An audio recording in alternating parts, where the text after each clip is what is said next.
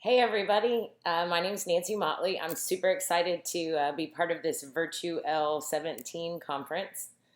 I'm ready to talk about a lot of things today with you guys, but the first thing I want to talk about is bravery.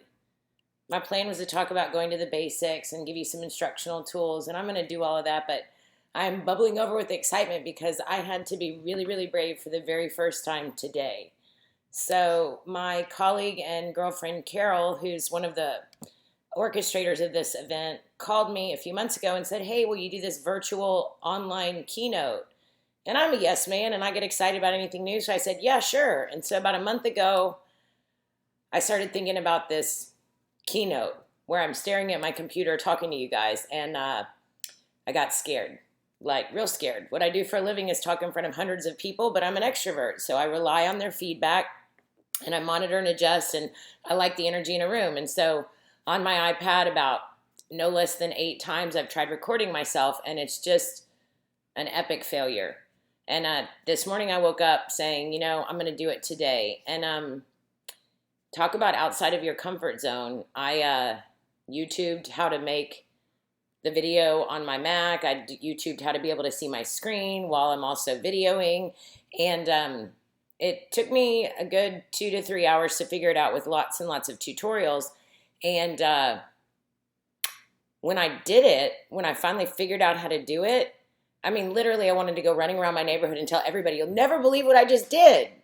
Now, I'm sure that most of you are giggling to yourself right now because if you're part of this conference, you're much more tech savvy than I am already. You've probably known how to do this forever.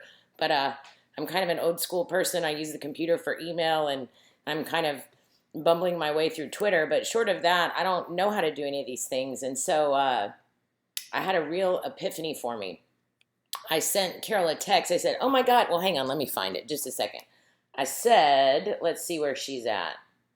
I sent to her, "OMG, I just figured out how to record myself and computer screen at the same time. I feel like a total genius.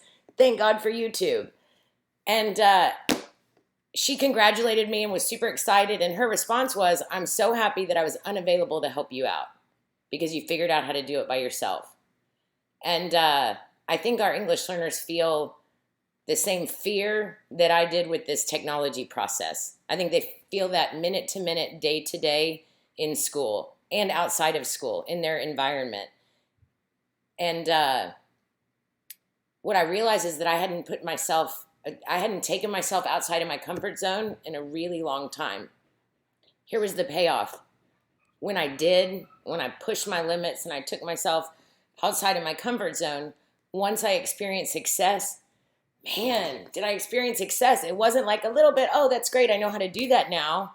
I mean, I'm still on a high, and that was this morning with yesterday's makeup on. I was still in my PJs. I had to get ready for this formal filming that I'm doing right now, but the reality is I'm still on a high because I learned how to do something really hard, and I learned how to do it all by myself.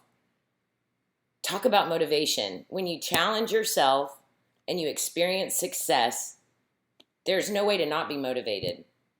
So, if nothing else, I want to challenge all of you out there to be brave, try new things, and know that somebody who has kind of internally been battling this very small little thing that took a little bit of bravery on my part, I feel like it's opened the floodgates. I can't wait to watch all of your videos and see the power of what technology can bring and to push myself to the limits.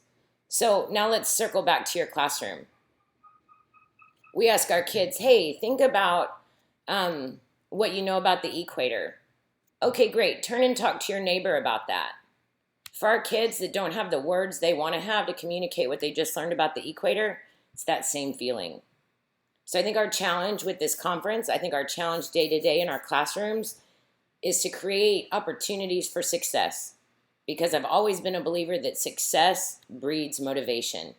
You don't have disengaged learners. You don't have kids that are unwilling to try. You don't have kids that are apathetic and checked out unless they feel like they're not going to be successful. And some of our students have been successful in a long time. So let's find ways to create pockets of success, because when they have that, then they want more of it. And when we give them success with something that might seem very little to them or seem not so challenging, guess what they're up for? They're up for success at a challenging task. And once they achieve that, Man, the sky's the limit. All right, I'm going to figure out how to add another part of the video onto this. I might be in different clothes. It might be on a different day. We're going to talk about going back to the basics, which I would argue also requires bravery on your part, because it's much easier to have lots of bells and whistles and fun and entertainment.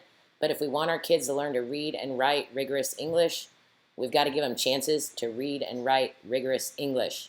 So I'll get back to you guys soon. But man, I hope you can feel my excitement, and I hope you're leaving here thinking, I got to try something new. I got to push the comfort zone, because success, when you're dealing with a challenging task or topic, all it does is make you want more of it.